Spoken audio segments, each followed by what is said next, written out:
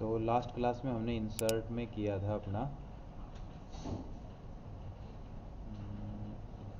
Online video तक का, ठीक है। इसके बाद आपका आता है आज लिंक, बुकमार्क और क्रॉस रेफरेंस, ठीक है। काफ़ी इंपॉर्टेंट फंक्शन है और प्रैक्टिकली काफ़ी ज़्यादा यूज़ होने वाली चीज़ें हैं, ठीक है। लिंक का मतलब क्या है कि हम जैसे किसी भी वेबसाइट के ऊपर जाते हैं तो वहाँ कोई ना कोई बटन जब हम क्लिक करते हैं तो कोई ना कोई नया पेज ओपन होता है। तो वो बटन के अंदर बेसिकली क्या डाला गया है, उस पेज का लिंक डाला गया है, ठीक है। तो वही लिंक अगर हमें अपने डॉक्यूमेंट के अंदर अगर क्रिएट करना हो तो कैसे करेंगे, ये उसी के लिए फंक्शन है आपका लिंक। ऑफिशियली इसको हम हाइपर लिंक बोलते हैं, ठीक है। तो जो भी चीज़ आप एज ए बटन यूज़ करना चाहते हो, वो चाहे आपका टेक्स्ट हो, ठीक है, या कोई शेप हो, इमेज हो, आप कुछ भी ले सकते हो।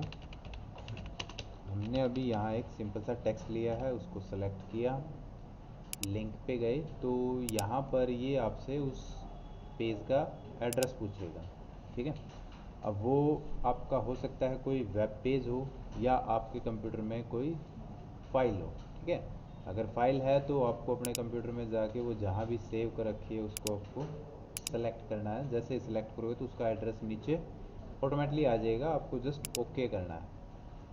कलर चेंज मतलब आपका लिंक क्रिएट हो चुका है, अब उसको ओपन कैसे करोगे, कंट्रोल के साथ जैसे उस पर क्लिक करोगे तो आपकी वो फाइल ओपन हो जाएगी, ठीक है। ये आपका क्या हो गया, एक परमानेंट लिंक हो गया। आप जितनी बार क्लिक करोगे हमेशा वही फाइल ओपन होगी, ठीक है। अब मान लो इस लिंक के अंदर आपको अपनी कोई कंप्यूटर में पड़ी हुई फाइल लिंक में नहीं डालनी, कोई URL डालना है, ठीक है, कोई एक्टिव वेबसाइट का एड्रेस डालना है या कोई भी एड्रेस हो सकता है। तो उसके लिए हम क्या कर सकते हैं, इस एड्रेस को चेंज कर सकते हैं। कैसे, राइट क्लिक करके एडिट का ऑप्शन मिलेगा, एडिट हाइपरलिंक, और यहाँ पर आप अपना कोई भी वेब एड्रेस टाइप कर सकते हो। अभी फ़िलहाल हम यहाँ पर अपना हार्टोन का वेबसाइट डाल रहे हैं। सर जैसे ये डॉक्यूमेंट्स है तो जो भी हमें फाइल करना, तो सारी फाइलें इसमें मिल जाएंगी। हाँ, harton-rohtak.com, ठीक है। ये हमने अपनी वेबसाइट का एड्रेस डाल दिया, ओके किया। अब इस पर आप जब दोबारा क्लिक करोगे तो अब ये क्या करेगा, आपके लिए वो वेबसाइट ओपन करेगा ऑटोमेटिकली, ठीक है। आपको कोई ढूंढने की ज़रूरत नहीं है। और ये आजकल भी इंटरनेट पे काफ़ी यूज़ होता है ये फंक्शन बुकमार्क का। जैसे हम डेली रूटीन में इंटरनेट के ऊपर काम करते हैं तो काफ़ी सारी वेबसाइट्स के ऊपर हमें जाना पड़ता है, तो बार बार किसी वेबसाइट को टाइप करके सर्च करने की बजाय हमारे लिए जो इम्पोर्टेंट वेबसाइट होगी हम क्या कर लेंगे, उसको यहाँ से ये स्टार मार्क जो दिखाई दे रहा है ये किसके लिए है, बुक मार्क के लिए। आप इसको बुक मार्क में ऐड कर लो। तो अब क्या होगा, आप जब भी अपने क्रोम को या जो भी ब्राउज़र है आपका उसको ओपन करोगे तो यहाँ पर वो सारी वेबसाइट्स, सारे एड्रेस जो आपने बुक मार्क किए होंगे वो मिलेंगे। ऊपर जो भी होंगे वो भी आपको बुक मार्क ही हैं। अगर कोई बुक मार्क हटाना है तो आप उसके ऊपर राइट क्लिक करके डिलीट कर सकते हो, ठीक है। ये तो गया ब्राउज़र के ऊपर बात। और अगर आपको अपने डॉक्यूमेंट से कोई लिंक हटाना है तो आप उसको सिंपली क्लिक सेलेक्ट करके डिलीट करवा दो। लेकिन ये सिर्फ सॉफ्ट फाइल के अंदर यूज़ के लिए है, ठीक है। हार्ड फाइल में ये कोई काम नहीं करेंगे, ठीक है। वो तो एक प्रिंट आउट हो गया, तो उसमें आप क्लिक कैसे करोगे। अच्छा, नेक्स्ट चीज़ आती है बुक मार्क। अब ये जो अभी हमने अपने ब्राउज़र के ऊपर अपनी वेबसाइट को बुक मार्क किया था, अब वही काम हम अपने डॉक्यूमेंट के अंदर करना चाहते हैं। अब बुक मार्क बेसिकली क्या होता है कि बार बार किसी चीज़ को हमें अगर यूज़ करना है, ठीक है, हमें उसी लोकेशन पे अगर जाना है तो हम उसके एड्रेस को सेव कर लेते हैं एक तरीके से, ठीक है। जैसे हम कोई बुक पढ़ रहे हैं तो अगर अचानक हमें कोई काम याद आ गया, हम बुक बंद करके कहीं जाना चाह रहे हैं, तो जाने से पहले हम क्या करते हैं, उस बुक के बिटवीन जिस चैप्टर पे हैं वहाँ कोई पेज मोड़ देते हैं, पेन डाल देते हैं, ठीक है।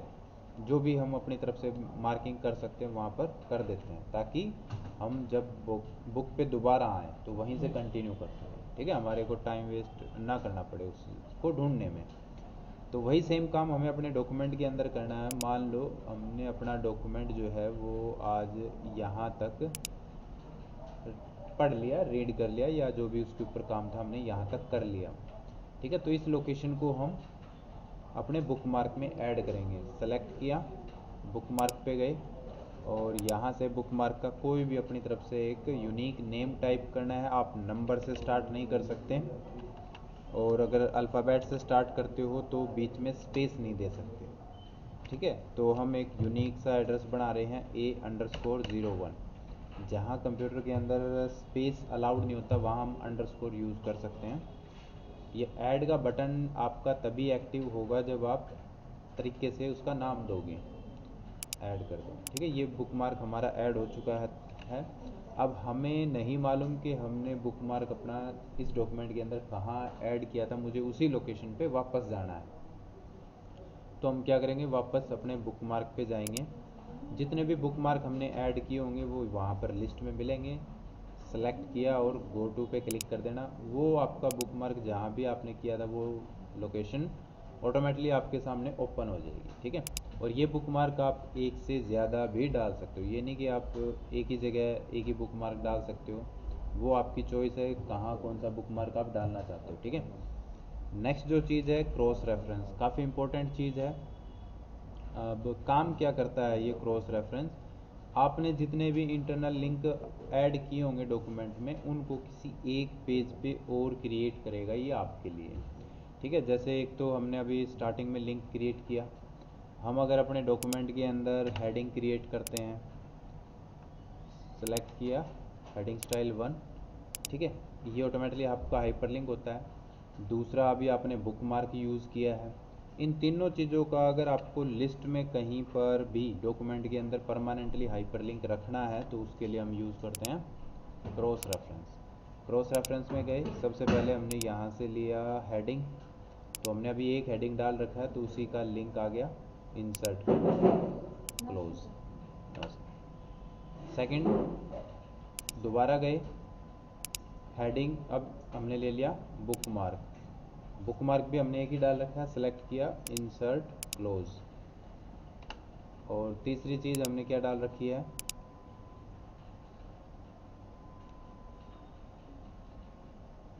बताओ। हेडिंग और बुकमार्क दो ही चीज़ें डाल रखी है हमने, तीसरा कुछ ऐड कर ही नहीं रखा। ठीक है, बाकी के जो फंक्शन रहेंगे वो अभी आपके आगे आएंगे रेफरेंस मेन्यू के अंदर। ठीक है, टेबल अभी फ़िलहाल आपने यूज़ किया लास्ट क्लास में। अगर मान लो आपने अपने डॉक्यूमेंट के अंदर कोई टेबल डाल रखी है कहीं भी, टेबल डालने से पहले उसका कैप्शन डाला जाता है रेफरेंस के थ्रू। रेफरेंस में गए इंसर्ट कैप्शन और यहाँ से लेना है टेबल एंड ओके। अब इसके नीचे आप अपनी टेबल इंसर्ट करवाओगे इंसर्ट में जाके। ठीक है, ये काफ़ी इंपॉर्टेंट चीज़ है, आपकी रेफरेंस में आएगी, रिपीट करवाएंगे, रिपीट क्या फ्रेशली वो वहीं से होगी। तो अब अगर हम क्रॉस रेफरेंस में जाएंगे तो यहाँ पर आप टेबल जैसे ही सिलेक्ट करोगे तो ये बता देगा भी टेबल 1 भी डली हुई है। अब तो उसका भी अगर आपको परमानेंटली लिंक चाहिए खाली जगह में तो उसको इंसर्ट करवा लो। अब ये तीन चीज़ें हमने अपने डॉक्यूमेंट के अंदर कहीं ना कहीं यूज़ की हैं और ये उन तीनों के अब हाइपरलिंक आपके पास बन के आगे। ये क्या है, आपका हेडिंग है। आप इस हेडिंग को अगर मैनुअली ढूंढोगे तो क्या पता कहाँ होगा। अगर हमें डायरेक्टली इस हेडिंग के ऊपर जाना है, कंट्रोल के साथ क्लिक कर दो, जहाँ भी होगा ऑटोमेटिकली लेके चला जाएगा। वापस आए, ये क्या हमारा बुकमार्क है, तो इस बुकमार्क के ऊपर भी जैसे ही क्लिक करेंगे तो ये भी जहाँ होगा वहाँ लेके चला जाएगा। और लास्ट हमारी टेबल है, टेबल 1 जहाँ भी होगी ये हमें उसके ऊपर लेके चला जाएगा। तो ये हो गया यूज़ इन तीनों का। ठीक है, लिंक, बुकमार्क और क्रॉस रेफरेंस। क्रॉस रेफरेंस के अंदर और भी चीज़ें आती हैं वो हम रेफरेंस के अंदर करेंगे। नेक्स्ट है कमेंट का। अब कमेंट क्या होता है, कोई भी आपको हल्की फुल्की इन्फॉर्मेशन अपने डॉक्यूमेंट के अंदर किसी पार्ट के ऊपर अगर शो करनी है, डिस्प्ले करनी है, ठीक है, आप रीडर को कोई इन्फॉर्मेशन देना चाहते हो उससे रिगार्डिंग, तो हम कमेंट के थ्रू देते हैं। अब मान लो मुझे इस वर्ड के ऊपर कुछ बताना है तो मैं यहाँ तो टाइप कर नहीं सकता क्योंकि यहाँ तो दूसरा मैटर ऐड है। तो हम क्या करेंगे, इस वर्ड को सेलेक्ट करेंगे और कमेंट पे जाएंगे। अब इस वर्ड से रिलेटेड मुझे जो कुछ भी एक्स्ट्रा बताना है वो हम वहाँ पर टाइप कर देंगे।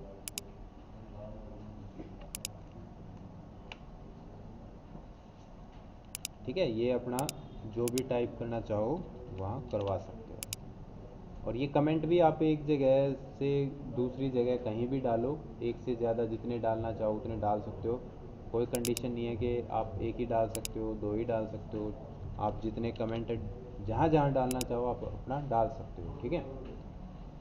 और ये भी फंक्शन आपका एक दो जगह और भी आएगा आगे।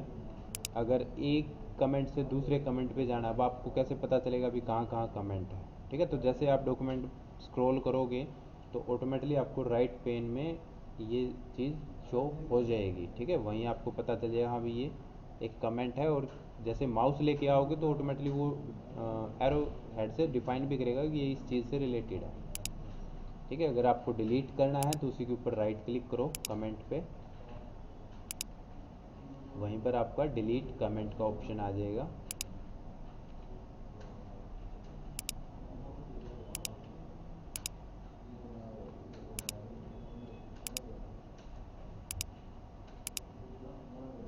डिलीट कमेंट, ठीक है। नेक्स्ट आता है हेडर फुटर और सर ये page video number. Sorry online video Wikipedia वगैरह हो गए थे।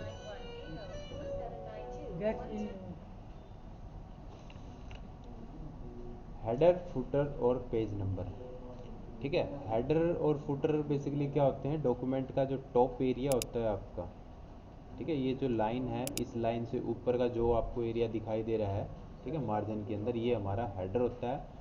और सिमिलर आपका पेज का जो बॉटम एरिया होता है, ठीक है, इसको हम फुटर बोलते हैं। ये दोनों चीज़ें कब यूज़ होती हैं या किस पर्पज़ में यूज़ होती है, जब हम कोई ख़ास डॉक्यूमेंट डिज़ाइन कर रहे हो, खासकर जैसे लेटर पैड होगी, ठीक है, या बिल बुक होगी, उनके टॉप में या बॉटम में ही मैटर होता है, बीच में वो ब्लैंक होती है, प्लेन होती है, ठीक है। किसी इंस्टीट्यूट की आपकी लेटर पैड होगी, उसका आपको क्या करना है, हेडर डिज़ाइन करना है और सिर्फ फुटर डिज़ाइन करना है।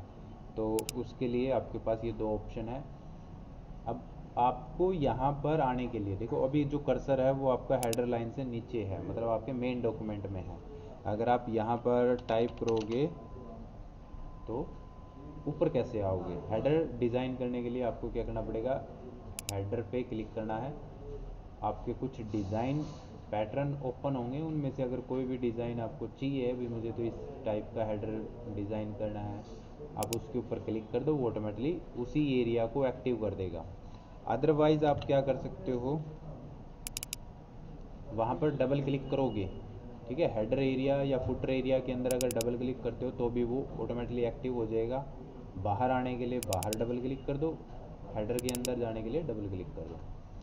तो जैसे ये हेडर के अंदर आप आओगे तो आपका हेडर और फुटर, ठीक है, दोनों एरिया को डिज़ाइन करने के लिए एक ही मेन्यू ओपन होगा और दोनों एरिया सेम टाइम पे एक्टिव होते हैं। लेकिन अगर आप हेडर के अंदर कुछ टाइप करते हो तो वो सिर्फ हेडर के अंदर ही आएगा, फुटर के अंदर नहीं आएगा, ठीक है। अभी हम यहाँ टाइप कर रहे हैं this is my header centre line. तो ये जो लाइन मैंने टाइप की है वो अब फर्स्ट पेज के हेडर में टाइप की है, तो वो हेडर में ही शो होगी। और हेडर का दूसरा बेनिफिट क्या होता है कि ये आपके जितने भी अब आगे पेज आएंगे सभी पे ऑटोमेटिकली आएगा। आपको बार बार वो हर पेज के ऊपर हेडर डालने की ज़रूरत नहीं होगी या फुटर बार बार डालने की ज़रूरत नहीं होगी। अब वो अलग बात है आप हेडर के अंदर डिज़ाइन करके क्या डालना चाहते हो, कोई टेक्स्ट अपनी तरफ से, डेट है, टाइम है, ठीक है, कोई पिक्चर डालना चाहो, कोई शेप डालना चाहो, एनीथिंग जो भी आप चाहते हो, आप जो मेन डॉक्यूमेंट के अंदर डालते हो चीज़ें वो सारी आप यहाँ पर हेडर के अंदर तकरीबन ऐड कर सकते हो, ठीक है।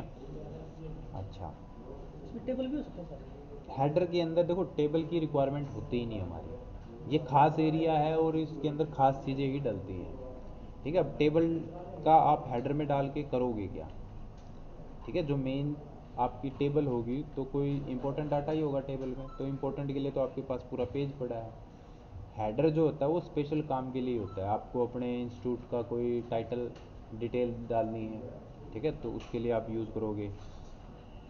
और फुटर में क्या होता है, जैसे अमूमन बुक के अंदर आपको मिलता है पेज नंबर, ठीक है, या इंस्टीट्यूट का एड्रेस हो गया, ठीक है, कॉन्टैक्ट डिटेल होगी, इस तरह की चीज़ें आपकी फुटर में होती है। तो अगर फुटर में आपको कुछ डालना है तो यहाँ से सेम पैटर्न ले सकते हो, भी पेज नंबर डालने हैं तो यहाँ आपको मिल जाएंगे डिज़ाइन। अलग से सिर्फ पेज नंबर ही डालने हैं तो एक और थर्ड ऑप्शन है आपके पास पेज नंबर का। पेज नंबर कहाँ होते हैं? बॉटम में। ठीक है, बॉटम में किस साइड, लेफ्ट में, सेंटर में, राइट में, वहाँ भी आपको अलग अलग चॉइस मिल जाएंगे, अलग अलग टाइप के पैटर्न मिल जाएंगे। ज़्यादातर आपने ये देखा भी होगा पेज 1 of 1 का मतलब टोटल पेज की क्वांटिटी कितनी है और करंटली आप किस पेज पे हो। ठीक है, ये काफ़ी इम्पोर्टेंट चीज़ है। अगर आपका बुक डिज़ाइनिंग से रिलेटेड अगर काम है तो वहाँ पर हेडर, फुटर, पेज नंबर ये काफ़ी आपके लिए काफ़ी कॉमन काम होगा वहाँ पर ऐड करना। अगर हेडर हटाना है डबल क्लिक करके आओ, क्लोज हेडर, या जो अभी आपने हेडर में टाइप कर रखा है उसको बैक स्पेस करके रिमूव कर दो। ये हेडिंग जैसे ही है ना सर, हेडर? नहीं, हेडर एक एरिया है, उस एरिया के अंदर आप टाइप क्या करना चाहते हो। ठीक है, डिफरेंस क्या है सर इन दोनों में? हेडिंग में जैसे लिखते हो तो हेडर में हेडर तो एक एरिया हो गया ना, अच्छा। एक जगह होगी, उस जगह के अंदर आप टाइप क्या करते हो वो आपके ऊपर डिपेंड है। हेडिंग तो हो गया टाइटल देना किसी डॉक्यूमेंट को, जैसे चैप्टर का नेम हो गया। अब चैप्टर का नेम आप कहाँ देना चाहते हो, हेडर में देना चाहते हो या मेन डॉक्यूमेंट में देना चाहते हो, वो एक लोकेशन है हेडर आपका। टेक्स्ट बॉक्स, अब टेक्स्ट बॉक्स भी काफ़ी काम की चीज़ है। टेक्स्ट बॉक्स के बगैर आपके जो डिफाइंड डॉक्यूमेंट होंगे वो कंप्लीट नहीं होंगे। ठीक है, टेक्स्ट बॉक्स क्या एक्चुअल में काम क्या करता है, इसका एक एग्जांपल लेते हैं। देखो, मान लो आपके पास ये जगह है, लेफ़्ट साइड में थोड़ा और स्पेस कर लेते हैं। अब इस लेफ़्ट साइड में जो आपने ये स्पेस क्रिएट किया है, मान लो इस जगह में आपको कोई इमेज रखनी है, कोई शेप रखनी है। ठीक है, तो यहाँ पर कैसे आएगी? अब जब तक आपका कर्सर यहाँ नहीं आएगा तो वो शेप यहाँ नहीं आएगी, क्योंकि जहाँ कर्सर होगा वहीं चीज़ें आएंगी, इंसर्ट होंगी। और कर्सर के अपोजिट कुछ काम होता नहीं। ठीक है, मान लो हमें यहाँ कोई और टेक्स्ट टाइप करना है, तो हम यहाँ कैसे टाइप करें? तो इसका एक इकलौता तरीका यही है कि आप कोई टेक्स्ट बॉक्स लो और इस टेक्स्ट बॉक्स को आप शेप की तरह यूज़ कर सकते हो, कहीं भी उठा के लेके जा सकते हो। तो जो जगह हमने बनाई थी हम उस जगह में अपने टेक्स्ट बॉक्स को रखेंगे और जो आपको टाइप करना है उस टेक्स्ट बॉक्स के अंदर टाइप करो। कोई टेक्स्ट की जगह अगर आपको शेप डालनी है तो उसके अंदर आप शेप फिल के थ्रू इंसर्ट पिक्चर करवा सकते हो। जो भी आपके पास इमेज है आप उसको सेलेक्ट करके वहाँ इंसर्ट कर सकते हो। ठीक है, ये एक स्पेसिफाइड तरीका है आपका किसी स्पेशल जगह पर टेक्स्ट बॉक्स को यूज़ करने के लिए।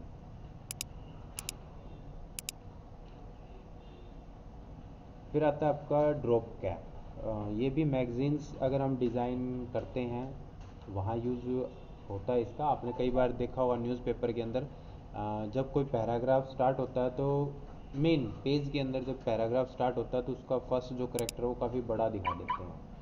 ठीक है, 2-3 लाइनों के जितना बड़ा दिखा देते हैं उसको हम बोलते हैं ड्रॉप कैप।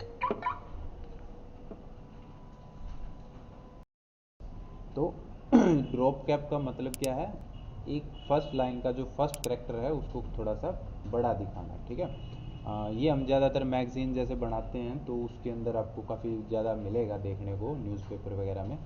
तो इसके लिए करना क्या है, जहाँ भी आपकी फ़र्स्ट लाइन स्टार्ट हो रही है वहाँ कर्सर रखो और ड्रॉप कैप पे आओ। ठीक है, वो अपने आप चेंज कर देगा उस करेक्टर को। अगर थोड़ा और उसमें चेंजेस लेके आना चाहते हो तो मोर ड्रॉप कैप ऑप्शन पे आओ। आप लाइनों को बढ़ा सकते हो, लाइन टू ड्रॉप। अभी बाय डिफ़ॉल्ट 3 लाइनों तक वो ड्रॉप हुआ है, अगर आप कम करना चाहते हो या बढ़ाना चाहते हो तो वो बढ़ा सकते हो। ठीक है, रही बात कलर की, तो फ़ॉन्ट कलर आप जहाँ से जैसे चेंज करते आए हो वहीं से आप अपने चेंज करवा सकते हो। बाद में अगर नॉर्मल करना है तो उसको नन कर देना, वो नॉर्मल हो जाएगा। आर्टिफिशियल टेक्स्ट ये भी एक तरह से शेप के अंदर टाइप करने जैसा ही काम है। आप अगर कोई टेक्स्ट स्टाइल क्रिएट करना चाहते हो अपने लिए, ठीक है, एक तरह से टाइटल टेक्स्ट, ठीक है, बड़े बड़े हेडिंग जैसे टाइप करने हो हमें, उसके लिए आर्टिफिशियल टेक्स्ट पे गए, कोई भी एक टेक्स्ट बॉक्स पिक कर लेना स्टाइल, इसके अंदर आप जो भी टाइप करना चाहो वो टाइप कर सकते हो।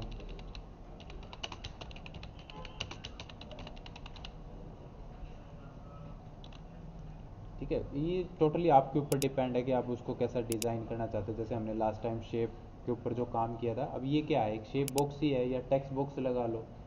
ठीक है,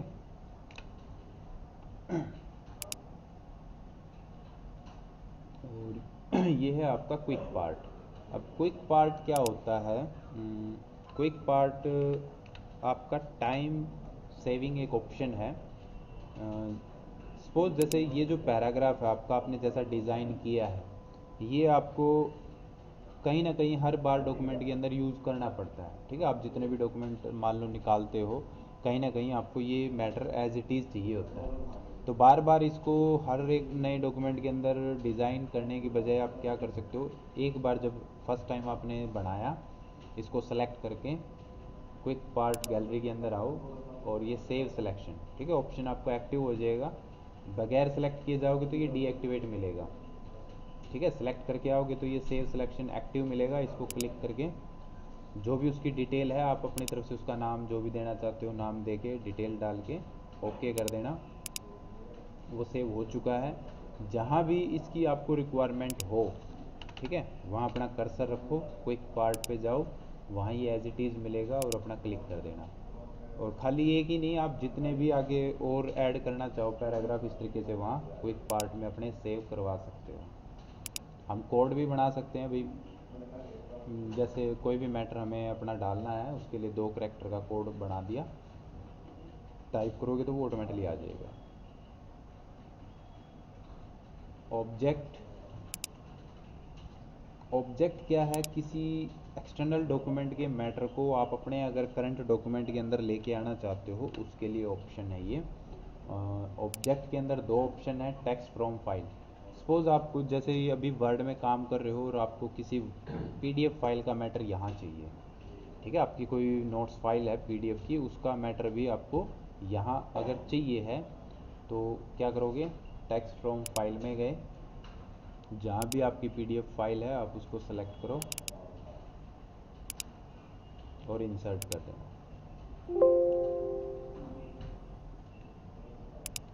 ओके, ओके, ये इसको कन्वर्ट करके आपके डॉक्यूमेंट में एज ए वर्ड फाइल बना देगा। कंडीशन ये है कि उस फाइल के अंदर इमेज वगैरह नहीं होनी चाहिए, सिर्फ और सिर्फ टेक्स्ट होना चाहिए। ठीक है ना, हम जैसे कई बार बोलते हैं ना पीडीएफ को एडिट करना है, तो ये एक अल्टरनेट तरीका है कि आप उस पीडीएफ फाइल को अपने वर्ड के अंदर ऑब्जेक्ट के थ्रू इंसर्ट करवा के एडिट कर सकते हो। कंडीशन कि उसके अंदर इमेज वगैरह नहीं होनी चाहिए, या वो इमेज से बनाई हुई पीडीएफ फाइल नहीं होनी चाहिए, सिर्फ और सिर्फ टेक्स्ट होना चाहिए। ठीक है, दूसरा इसमें ऑप्शन आता है ऑब्जेक्ट। इसका काम क्या है कि आप अपने वर्ड के अंदर कोई चीज़ दूसरे प्रोग्राम में क्रिएट करके लेके आना चाहते हो। जैसे मान लो अब इस पीडीएफ फाइल के लास्ट में हमें अपने सिग्नेचर ड्रॉ करने हैं।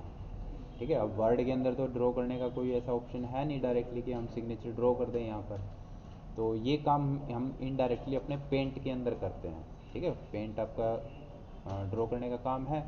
तो हम क्या करेंगे, यहाँ पर ऑब्जेक्ट के अंदर जाएंगे और क्रिएट फ्रॉम फाइल पे आएंगे, या आपका यहाँ पर ऑप्शन है बिटमैप इमेज, ये पेंट का ही एक्सटेंशन नेम है। सेलेक्ट किया और ओके कर दो। अब आपके वर्ड के अंदर पेंट एक्टिव हो जाएगा। आपको जो कुछ भी बनाना है अपना यहाँ बनाओ और डायरेक्ट फाइल को क्लोज कर देना, कोई सेव करने की ज़रूरत नहीं है, वो ऑटोमेटिकली आपके वर्ड के अंदर आ जाएगा। उसका साइज़ वगैरह आप जो भी जैसा चाहो वहाँ अपना एडजस्ट कर लेना। अगर एडिट करना है तो दोबारा से उसी पिक्चर के ऊपर डबल क्लिक कर लेना, वो आपका पेंट में रीएक्टिव हो जाएगा। ठीक है, डिलीट करना है सिंगल क्लिक करके डिलीट कर देना। डेट एंड टाइम, आपको अपने डॉक्यूमेंट के अंदर करंट डेट एंड टाइम अगर डालने हो, ठीक है। और नेक्स्ट चीज़ है आपकी सिग्नेचर। अभी जो हमने सिग्नेचर ड्रॉ किए थे पेंट से, अगर वही चीज़ आपको सिग्नेचर सर्विस के थ्रू लेके आनी है, ठीक है, ये क्या है आपका, देखो माइक्रोसॉफ्ट एक पूरा सॉफ्टवेयर सोल्यूशन है ऑफिस के लिए, तो वो आपको डिजिटल सिग्नेचर भी देते हैं। ठीक है, ऑनलाइन सिग्नेचर जिसको हम बोलते हैं। अगर आपको अपने सिग्नेचर क्रिएट करने हैं तो उसके लिए जा सकते हो, अपना नेम का टाइटल डालो, आपका पोस्ट वगैरह अगर आप देना चाहो, ठीक है। ये एक टाइटल सा है और कुछ नहीं है।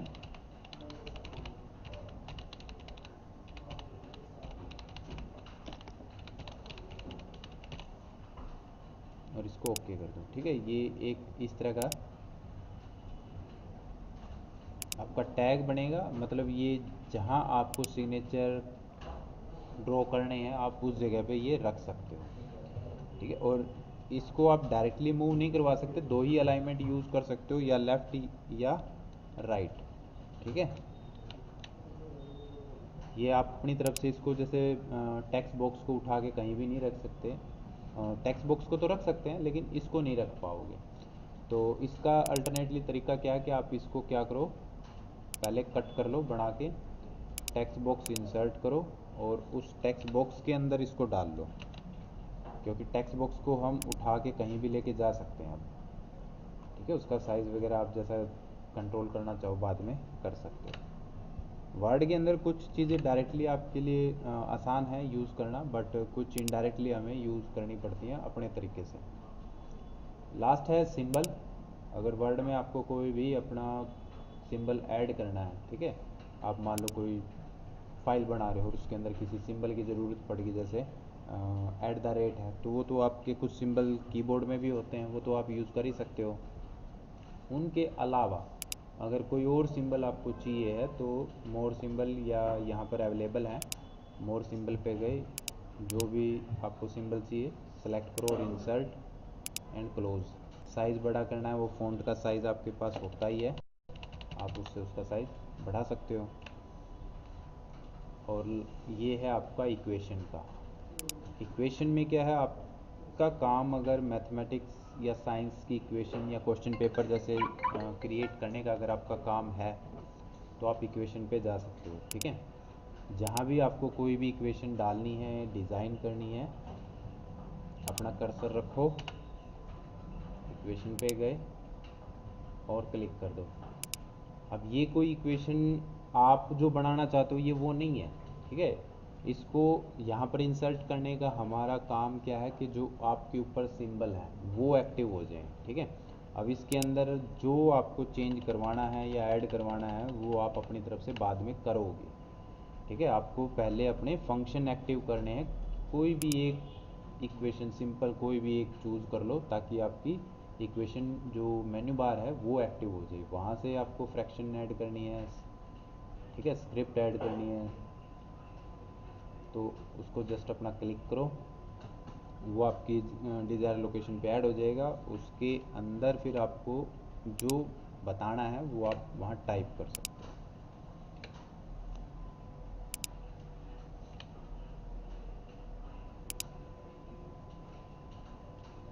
ठीक है, ये सारे सिंबल्स आपको यूज़ करने के लिए मिलेंगे।